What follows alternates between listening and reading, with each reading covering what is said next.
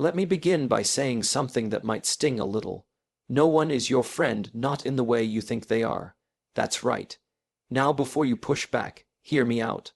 Life has a very specific way of teaching us who's real and who's around for convenience.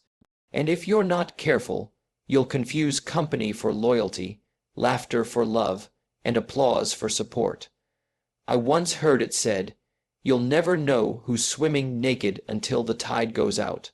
And that's the truth of it. When the tide of your life recedes, when money's tight, when plans fail, when storms come, look around. Who's left? Who's truly standing with you? You see, it's not about being cynical. It's about being aware.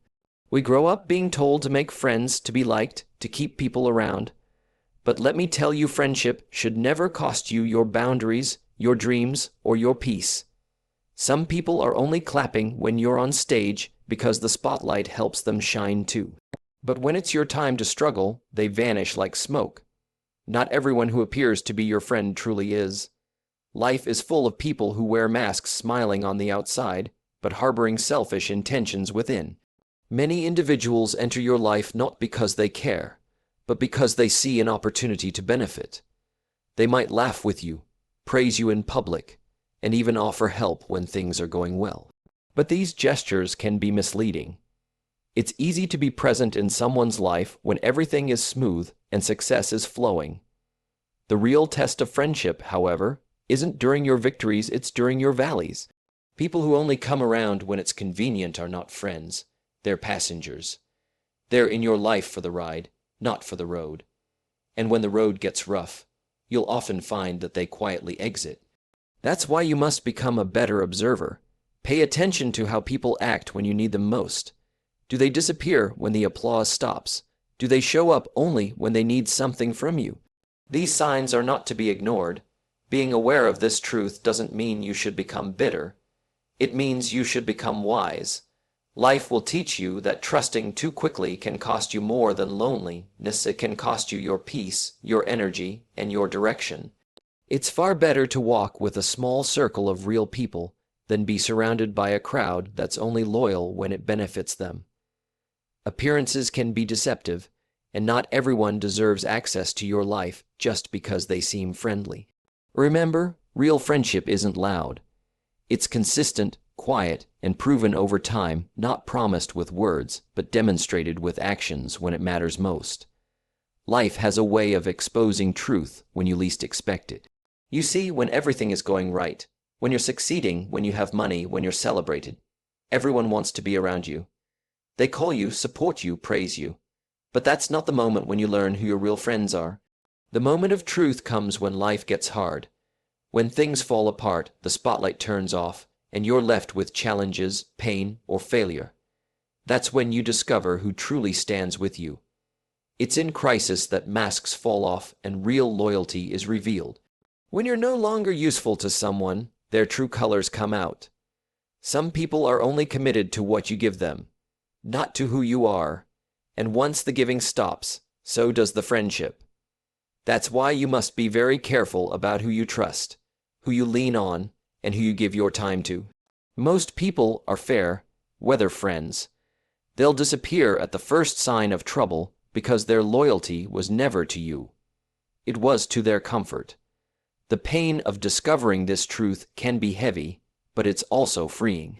Because once you understand who's real, you can stop wasting energy on those who never had your back to begin with. Life is too short to chase people who wouldn't walk with you when it rained. You don't need 100 people clapping for you when you're on stage. You need just a few who will help you up when you fall. Crisis doesn't destroy true friendship. It defines it. When trouble comes, let it come. It will clear the room and leave only the ones meant to stay. And that's where your true strength and peace begin. One of the biggest mistakes people make is allowing the wrong friendships to disturb their peace. Real friendship should never come at the cost of your mental, emotional, or spiritual well-being. The people in your life should be adding to your energy, not draining it. Yet, so many tolerate toxic behavior, disrespect, and constant negativity just to keep someone around. That's not friendship. That's bondage disguised as loyalty. You are not obligated to carry people who consistently bring chaos into your life. no matter how long you've known them or what history you share. True friends support your dreams, respect your boundaries, and want to see you win. They don't belittle your goals or pull you off your path. But the moment you begin to grow or evolve, you'll notice something powerful. Those who are not aligned with your growth will start to feel uncomfortable. They'll try to pull you back, question your changes, or even mock your ambition. That's the moment you must decide, your peace or their approval, because the two rarely coexist. You were not born to keep people happy at your own expense. Your time, energy, and attention are sacred. Stop apologizing for protecting your peace. Stop explaining your boundaries. Stop making room for people who would never make space for your needs. Being kind doesn't mean being weak. You can love people and still walk away from them if they're costing you your inner calm.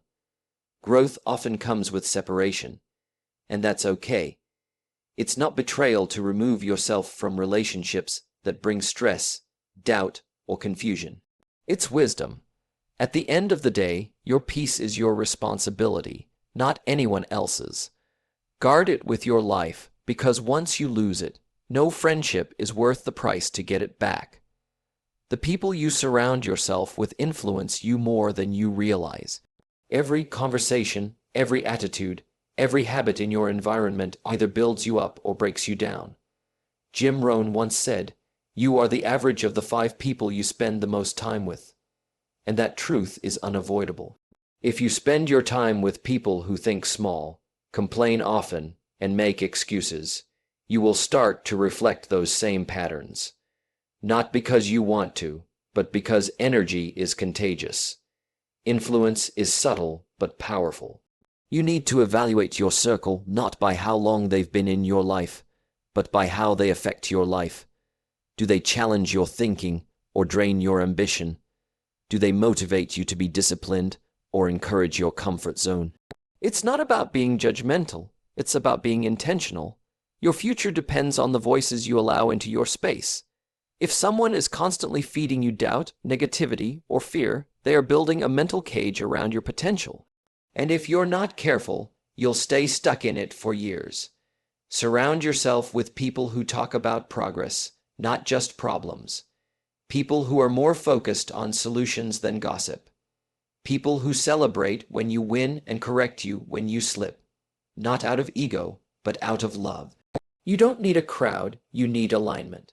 A small group of focused, disciplined, forward-thinking individuals will take you further than 1,000 average minds.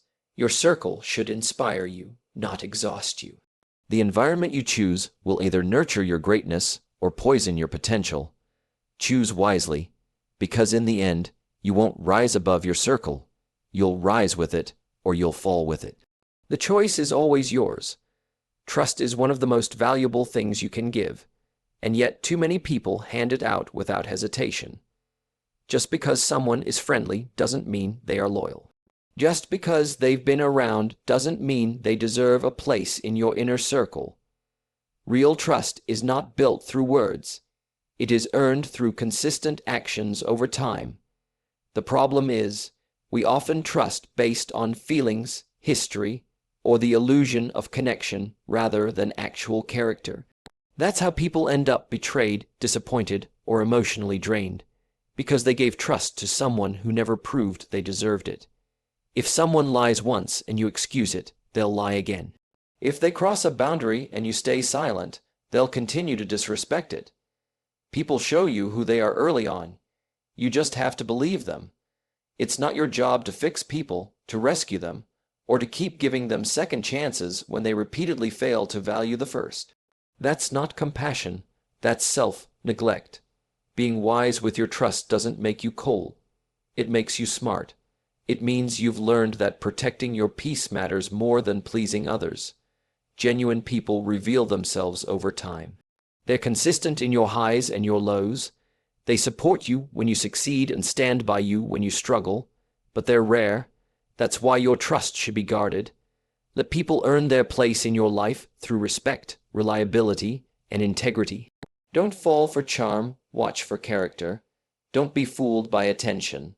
Look for intention. Trust should be a privilege, not a default. When you hold your trust to a higher standard, you'll stop attracting chaos and start creating clarity. And in that clarity, you'll find the peace, strength, and focus to move forward without fear. Walking alone is often seen as a weakness, but in reality, it can be your greatest strength.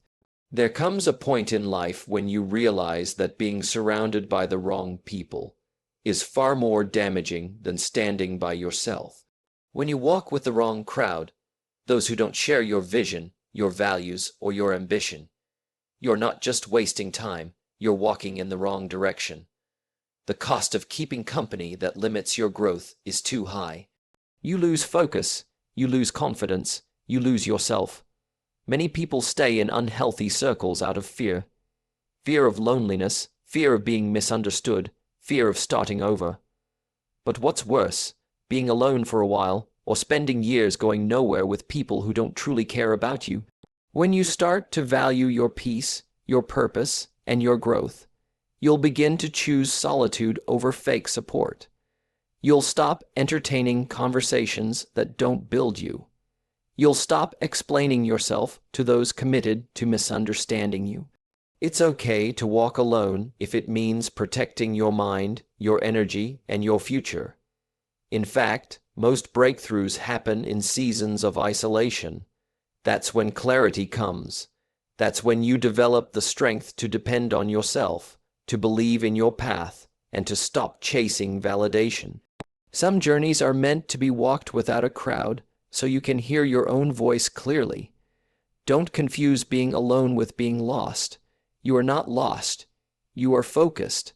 Eventually, the right people will align with your path.